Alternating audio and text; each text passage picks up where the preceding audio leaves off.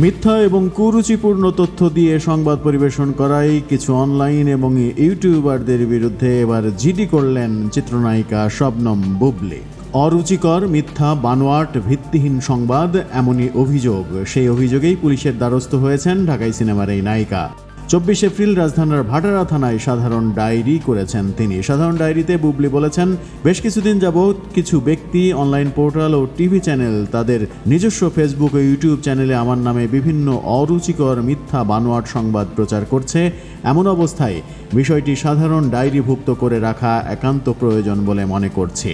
Police সূত্র বলছে, প্রতিদিনের চিত্র, জমশেদ ভাই, মৌ সুলতানা, সনি কমিউনিকেশন, এসকে উজ্জ্বল, সোনিয়া শিমু, ফেরদৌস কবির, আবুল হোসাইন তুফান, শাহিনুর আক্তার, জাহিদুল ইসলাম আপন সহ 15-20টি ফেসবুক পেজ, ইউটিউব চ্যানেলের নামে উল্লেখ করে জিডি করেছেন বুবলি। তার অভিযোগের তালিকায় আছে দেশের 4টি গণমাধ্যমের নামও। এই বিষয়ে মুঠোফোনে বুবলির সঙ্গে যোগাযোগের চেষ্টা করে দৈনিক সমকাল।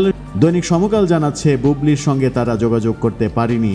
এদিকে বুধবার 8 মে সন্ধ্যায় ডিএমপির গুলশান বাড্ডা-জোনের সহকারী কমিশনার এসি রাজন কুমার সাহা সমকালকে জানিয়েছে, বুবলির জিডির বিষয়টি নিশ্চিতও করেছেন তিনি।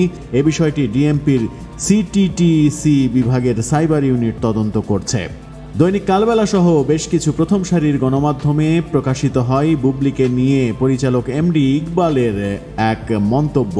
সেখানে এক সাক্ষাৎকারে এমডি ইকবাল উল্লেখ করেছেন, বুবলি এবং শাকিব খানের কোনো বিয়েই হয়নি, বিয়ে হলে এতদিনে বুবলি কাবিননামা দেখাতো। এমডি ইকবালের বিরুদ্ধে কোনো অভিযোগ দায়ের না করে কেন গণমাধ্যমের নামে অভিযোগ দায়ের করছেন, এই প্রশ্নের উত্তরও গণমাধ্যম এখন পর্যন্ত পায়নি। যদি আইনানুগ ব্যবস্থা গ্রহণ করতেই হয়, তাহলে প্রথমে তো এমডি ইকবালের নামেই আইনানুগ ব্যবস্থা গ্রহণ করা উচিত, যিনি কিনা শবনম বুবলির নামে এই অভিযোগ করেছেন। অভিযোগটি মিথ্যা হলে তাকে কাঠগড়ায় দাঁড় করানো প্রথম উচিত বুবলির, এমনটাও মন্তব্য করছেন সিনে সংশ্লিষ্ট অনেকেই।